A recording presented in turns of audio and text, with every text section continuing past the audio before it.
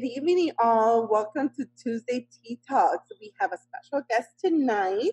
Hi, Barbie. How are you? Hello. How are you today? I'm good. How are you? I'm doing well. Can you talk to our viewers for a little bit and let them know a little bit about yourself, where you're from, what you do, and so they can get to know you? Sure. Okay. First, I want to say thank you for having me. And then let's see. Okay, so I am Puerto Rican. Okay. So I'm Puerto Rican, and I've lived in New Jersey, and I've lived in Miami, mostly in New Jersey. All right. So I was born in Florida. I went to New Jersey at 4 months up until I was 14. I did my high school years here. And I stayed here until I was 24, and then I moved back to Jersey, and I've been there ever since. Wow. Well, can you talk to us a little bit about the difference of culture between Jersey and Miami? Yes. So New Jersey for me has been more Americanized. The culture is more Americanized, and here in Miami, it's versatile. It's different cultures mixed together. Here, I feel people are they're more warming and welcoming to your culture versus in New Jersey. Where I'm from in New Jersey, I'm from Perth Amboy, and we are a urban small town. So um, we're an urban small town, and it's a lot of Puerto Ricans, a lot of Dominicans, so and a lot of African Americans, very small whites. But for the most part, majority of New Jersey, depending obviously what part, is more Americanized. Okay. And currently you're in Miami. You're visiting. I am. And I know. Well, we are from Miami too, and I love Miami. I'm biased in that sense. Barbie, can you talk to us a little bit about your childhood? How was high school experience for you? My childhood, I had a good childhood. I was raised with boys, with brothers. So I was more of a tomboyish. I was bullied in elementary school. How was that? It was rough. The boys would call me ugly, or I was too boyish for them to like me. Um, I would climb on trees and ride bike and play sports, and I wasn't afraid to get dirty. And like growing up, were you told that that's what boys do when they like you? They tease on you, they call you names. Because I've encountered a lot with all the women, they're mean to you because they like you. Did you Yes. encounter? Yes, a lot. Yeah, actually, I made the mistake as well. My aunt, I remember one day crying, and my aunt told me, "Oh, it's okay. Don't worry about it. It's just because he likes you." And then, the next day, strong Barbie goes and tells the kid, like, "Oh, you're just bothering me because you like me." And yeah, I got pushed for that. So Oh it my wasn't a good idea, but yes, Yes. yeah. And it is true. We need to show teach our boys, right? If they like a girl, to actually show that they like the girl. Not being violent, not calling names, that does not equal to being liked or being loved. So, well, thank you for sharing that with us, Barbie. Tell us a little bit about your high school experience, Barbie. High school, okay. High school was very different for me. It was challenging in the sense where I was trying to figure out who I was as a young adult, well, a young teenager, an adolescent, and I had difficulty trying to find myself with all the different groups and that you get in high school, and what other people might call as the rebellious stage. What others saw was like a more of a rebellious stage, but for me, it was just trying to find out who I was and be accepting of who I was. That's right.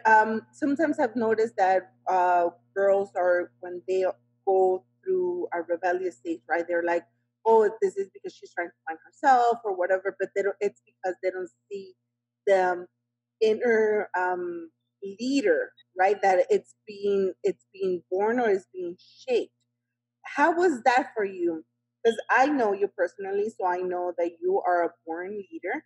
So how was that being mistaken, being called rebellious or going against the current, and not letting you establish yourself as a leader? I think it was more hurtful, I think, because I felt like people were trying to control who I was and my destiny versus letting me take that time as you should as you should at that age, to take that time, really know who you are and figure out what you really want, so you don't struggle as an adult or a young adult. That is right. That is right. And I agree with you. It is hurtful when they put just labels, right, instead of actually seeing the potential that you have as a leader. Barbie, can you talk to us? Because I know that you like to volunteer a lot. Can you talk to us a little bit about your volunteering?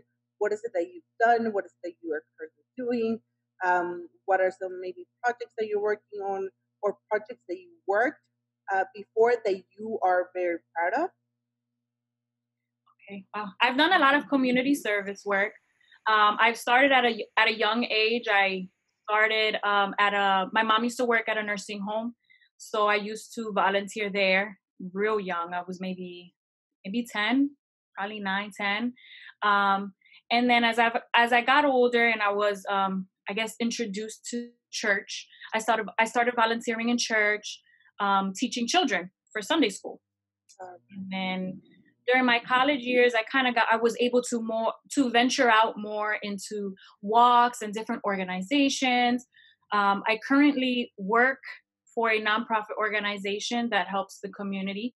And from the time I was maybe 20 years old, I've worked um, very detailed with two organizations that are very dear to my heart, which is the Alzheimer's Association and the Autism Awareness And can Organization. you talk to us a little bit about that? Why are they dear to your heart? Why is it that those two organizations have stand out? You know, not just not per se to that they're more important than others, but why is it that for you, you feel strong about it? Why is it that for you have kind of become even a voice for them? Well, for the Alzheimer's Walk, it's dear to me because my grandmother suffered from Alzheimer's. Um, she passed away last year. Yeah, she passed away last year. So it was something for me to advocate, to kind of, be a part of a group that understood what I was going through as far as that situation. And then my most important organization that I really, really put my heart into is the Autism Awareness. And I've it's very close to me because my first year of teaching, I had a child who had no diagnosis, but um, The kind of, underlying yeah, um, signs, right? yes. And the teacher at the time that I was working with kind of just pushed herself away because she wasn't a bad teacher. She just didn't know how to handle it. So I took it upon myself to really sit down with him and really take him step by step to further him, so that way he was able to be around his classmates and and around arts and crafts, and really learn to be normal and be inclusive with the other children. Yeah, yeah, and that is so good, Barbie. And you think that after that, after being engaged with that child, it was something a love for surface for the organization. It was and it intrigued me. It brought my curiosity to look into deeper into it, and see what is it about, what do they do. At the time, it wasn't really as big as it is now. um and that kind of sparked my interest into wanting more and following a career path in it. And so it shaped you as a teacher, you would say. It definitely did. It gave me a lot of patience. It taught me to be kind, um, to be loving. It taught me that all children are the same, and each children is different in their own way, and it's not bad to be different. That is absolutely right, Barbie. It is not bad to be different. I 100% believe that. Um, Looking back at your younger years, and I know that you're pretty young, but looking back at your younger years when you started out as a teacher, can you tell me what is it something that you know now that you wish you knew before? As a teacher, okay, Or as a teacher or as a person volunteering or to be to be understanding and compassionate. I think that's a lot of things that us adults tend to forget, especially in the beginning times of a career or as a teacher. We don't necessarily know that to be teaching, you need to be compassionate, you need to be understanding, because, like I said, not every child is the same. Each child is different, um, intellectually, physically, and whatever, and emotionally, because each child goes through different things, home wise or school wise. and that's right. So by also you being a teacher, will you say that you're now able to pinpoint those natural born leaders in your classrooms? Because I know that you currently you're not in the class, but you're oversee center with several classrooms. So you will say something maybe that you're able just to pinpoint or coach your teachers to let them know that that is a leader and that they shouldn't be labeled as maybe problematic or like that problem child that everybody fears, right? Because they always want to be the line leader and they always want to turn off the lights when they go outside, or they want to be the first ones or carrying or the teacher's helper. How do you coach your teachers through that? I think pretty much what I learned, and what I learned was to, number one, to understand a child. I feel like without really understanding them, really getting to know who they are, you misunderstand where they're coming from or where their approach is.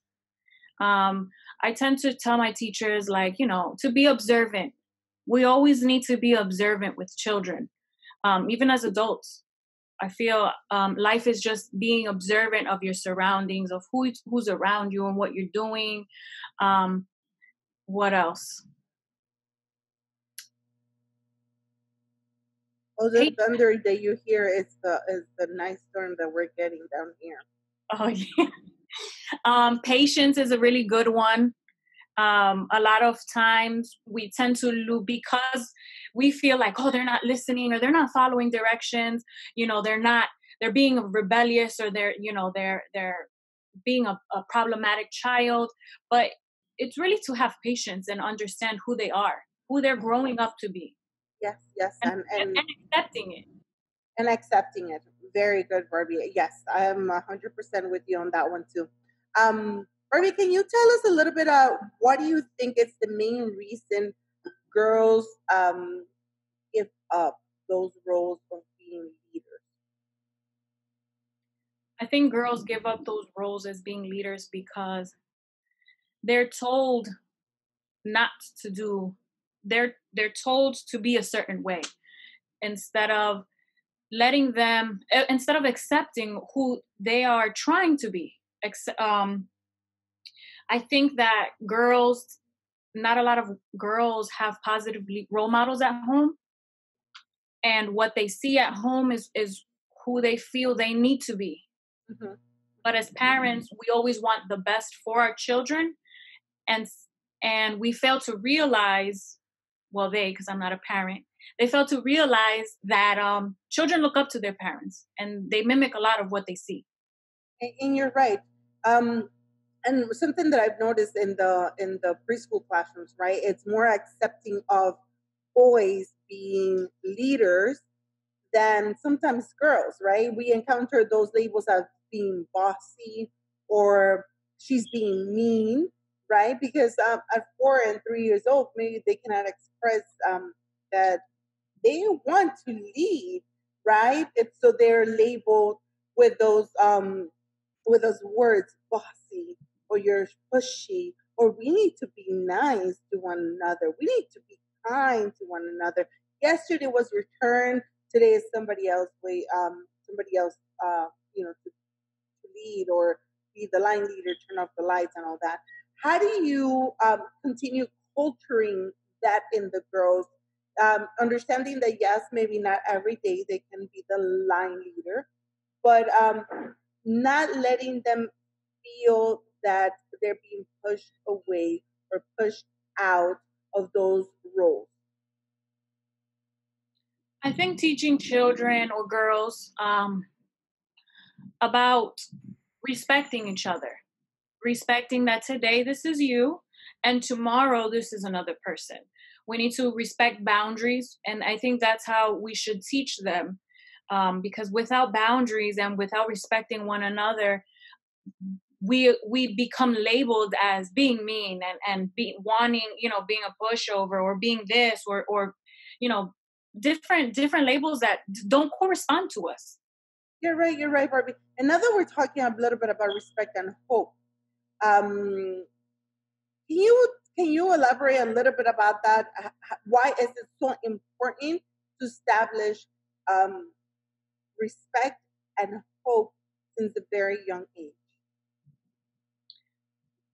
um Respect is very important at a young age, because if you don't establish that in the beginning, while we're children, and children are considered to be sponges and they absorb everything, and if you don't show them respect, then when we get older as women, um we don't respect one another. We feel like everything is a competition, and the world was made for everyone, and the world was made for women to empower each other, to empower ourselves, to be thrilled and excited that, hey, you accomplished this. That gives me the joy and the want, the desire to accomplish what I can and what I want. And then with hope, I feel hope is definitely important to teach us as children, because without hope, how can we establish or want to really focus and grasp our dreams, our wants, our desires, who we want to be, who we want to become? Wow, Barbie, let me tell you, just hearing you talk, I do get goosebumps. That is absolutely right. Um, and Barbie, who has inspired you to become the leader that you are today? I would have to say, of course, my mother. My mother is my number one leader, my supporter. Um, she's the best role model that I could have ever asked for. Um, After that would be my grandmother. And then I have three aunts who've taught me strength, because they are very strong women. And I would have to say my bosses, a few bosses that I've had in my life, as far as right now. And they've each taught me different things. I had a boss, Christy, who taught me to be very well organized. Um, I had a boss named Francis who taught me how to be dedicated. And I had you, one of the best bosses, who Thank you. taught me to be a fighter and to fight for what I want and what I believe. And the most recent one was a boss that I had. His name was Dave, and he taught me to stay focused and to not let distractions get to me through my journey. Excellent. So you were not only surrounded by strong women, right? But you also let yourself influence by men. And that's something that I want this to, Tea Talks to establish that it's not that we're diminishing the role of men, right, in our lives, but also understanding that us women, like you said before, we're here to um, coach each other. We're here to make sure that we're behind each other's backs, make sure that we are here to support each other, and that to be happy um, to be happy for each other, right? Because one of the things that I've noticed throughout my years is that you at work or even in school, you tend to find a group of women, but in that group of women, one or two sometimes they are friends to you.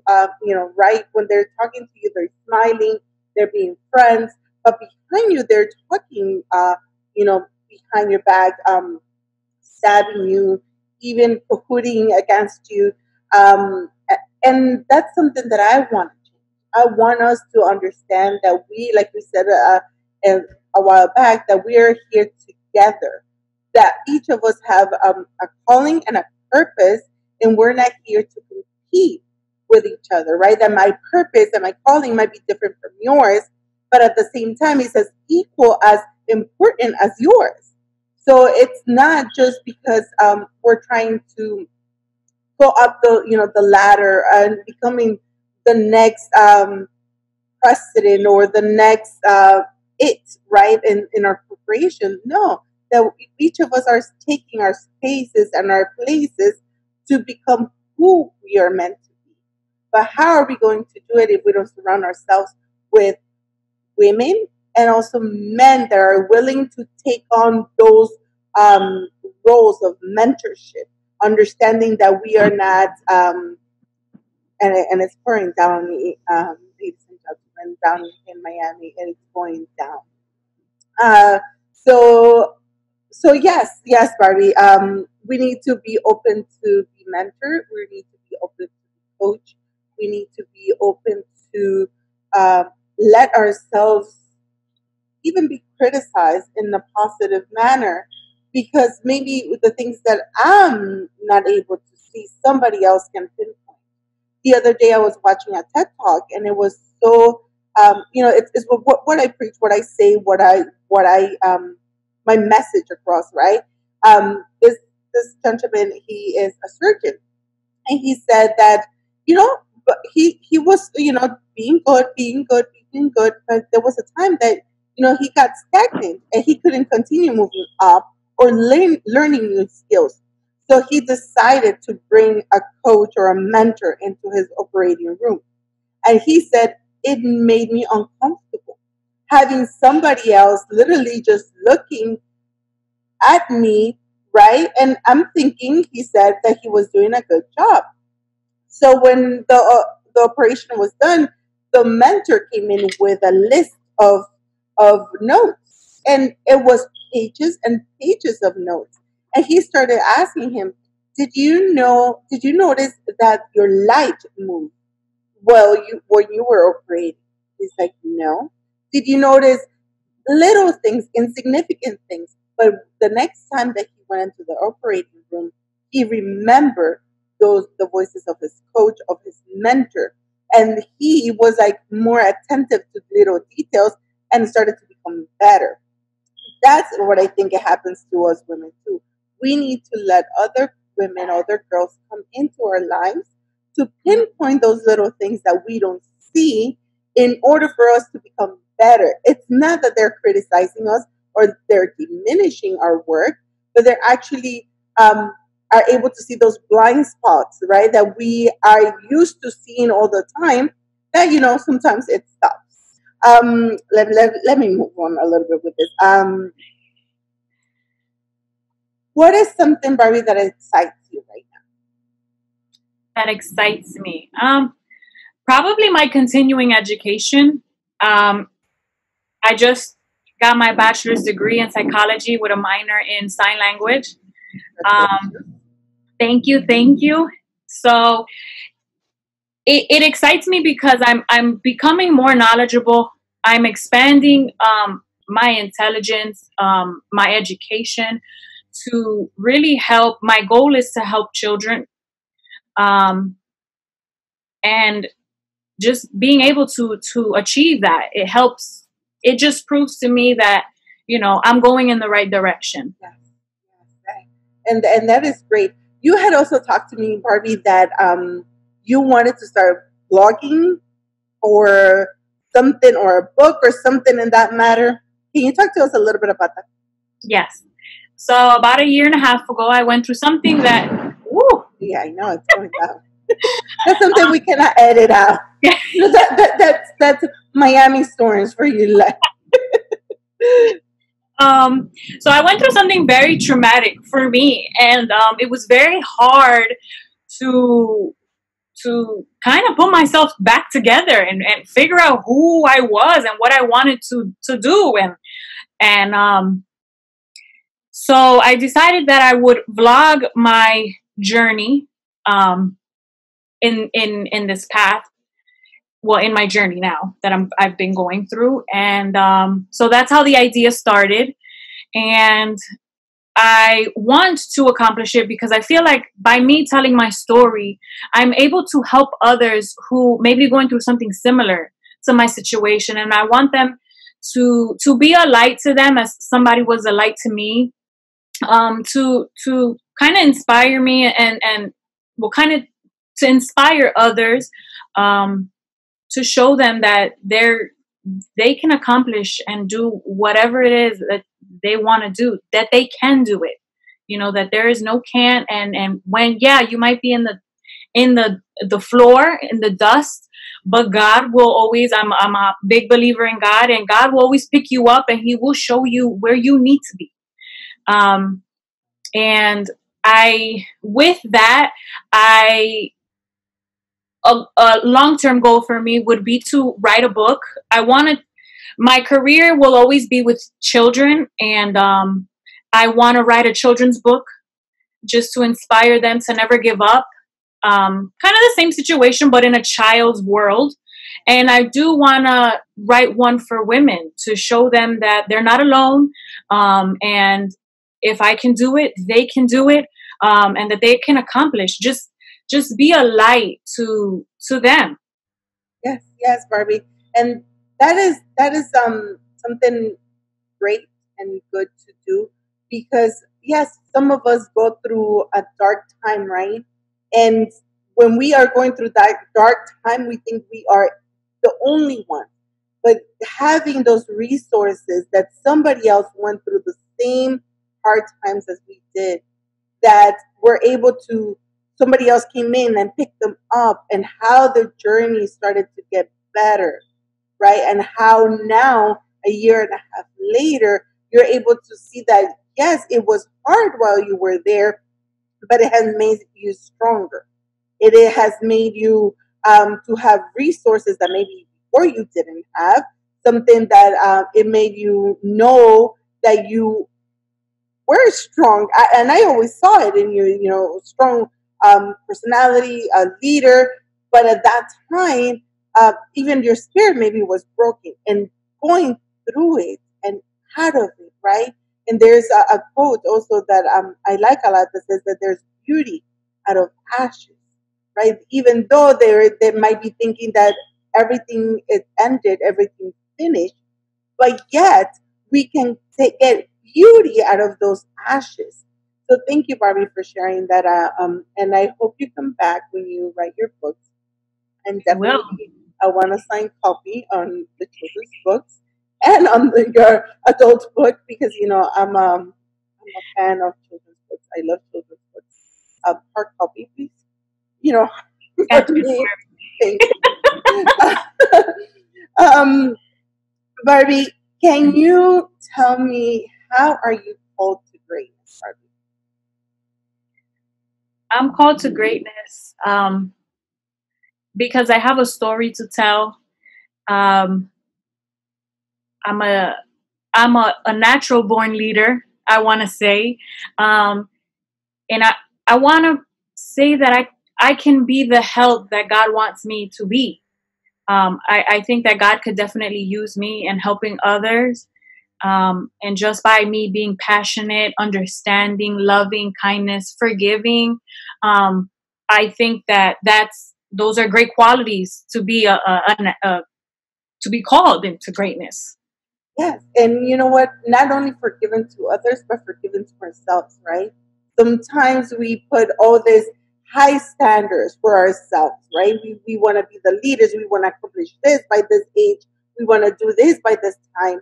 Um, and understand that it is okay to fail sometimes, but it is also okay to forgive ourselves, to pick up and to continue moving. Definitely, yeah. Barbie, what is next for you besides your book, besides your blog, besides your master's degree? What else is there for you? I definitely want to open a business. Right now, I am looking into doing my master's degree in either occupational therapy or um, ABA therapy. So I definitely want to open a center for children so that they're able to come and really get the resources that they need, with whether that's a private resource or financial assistance. I want to be able to help each child that really needs the help, and get them to where they need to get. Yes, yes. You know that I'm a firm believer of vision boards, right? So that was something that I will tell you if that's what you want. You need to put it big on behind your back, behind your door, or on a big poster. Because yes, dreams come true when we're able to put them down, right? There is something in the Bible that says that if the vision will come after we write it down, right? The vision is there. The vision. Um, so how are we going to bring it into um, reality? Is by writing it down, by picturing, by making sure that we write dates. By this date, where I'm going to accomplish this. By this date, I'm going to accomplish that. And it is kind of somewhat of an accountability too, right? Because it tells us, oh, and I put date, time, and I go in, let's say, May 2nd at 7:09. Did I accomplish that? Maybe I did, maybe I didn't. And something else I do is in my calendar, because I'm still old fashioned and I love paper calendars. I put it in my calendar. What are you doing? Like, what are you working on? How are you doing on your goal? So that's something, if you can and you can invest the time in creating something that is attracts you and something that that you like, to put it into a vision board. I think it will help you a lot to accomplish your next steps. So, I've been wanting to do a vision board. It's a good idea. I'm gonna take your offer on that. I do journal, and I'm very old school too. I like calendars and papers and journals, so that's what keeps me busy and accountable. But I am gonna take your offer on that vision board. all right, let's talk about before we end about journaling. I love journaling. I am into journaling. I am a firm believer in journaling. The other day, I was talking to a lady, and I told her, you should journal, and she told me she was afraid of journaling because she had a bad experience, I guess, in a past relationship. Somebody got a hold of her journal, and I guess that person wasn't nice, or she didn't go into details. But why is it so important to journal? Can you talk a little bit about it? I think it's really important to journal because it's a place where you can put your thoughts, your ideas, how you feel, whatever your situation is. You kind of, once you write it down in your journal, and it's kind of freeing. You let it go. Um, if you're journaling for goals and dreams, it's definitely a place where it's going to keep you accountable for those things that you want. Um, I I just I just personally like it. It's a way to. Also a way for me to have my time with God, because I journal everything that I hear or I see, or even through TED Talks, or um, Do the same. I do the same. Let me tell you, I do the same. The other day, I was watching. I'm a fan of TED Talks, so I love it, and that's what I did. I went in and I got my journal, right? And I make my own journal sometimes. Like I make the front cover, right? And or whatever thing of the season is happening, something that caught my idea, and I paste it and I glue it or hot glue. So my current journal, it has the front cover. It has the title of Crazy Faith, right? And my church, that was the beginning of the year. That's what it was. It was Crazy Faith. So what I did is the same little poster that they had in church, I glued it. And it is a reminder that when I'm journaling, right, that I'm pouring my dreams into it, I'm pouring my ideas into it, that it is okay, even though if they're crazy ideas and crazy dreams, because I have a reminder, it's okay, because it's okay to have crazy faith. So, Barbie, I do appreciate you being with us tonight. You know, you're very dear to my heart. It is not easy sometimes to have you or to connect, right? But when we connect, it's like years hadn't even passed, right? Yep. It was the same duo that it was together years ago, and seeing our growth, right? Me seeing your growth as a person, as a leader, as a person of influence too, right? That it is not just because, oh, I'm a leader, but you understand that also you lead your group and you have influence on your group, and it's a positive influence, right? That you're there to build up your group, that you're there to build up the people that you work with, that the people that also work with the children, that you influence them in a positive way, and Mhm. let them see that they're not alone. Well, thank you, Barbie, for being with us tonight on Tuesday Tea Talk. Um, Thank you for having your cup of tea with me tonight. You're And welcome. we'll hope to see you back here. Thank you. Have a good night. You too. Bye. Bye.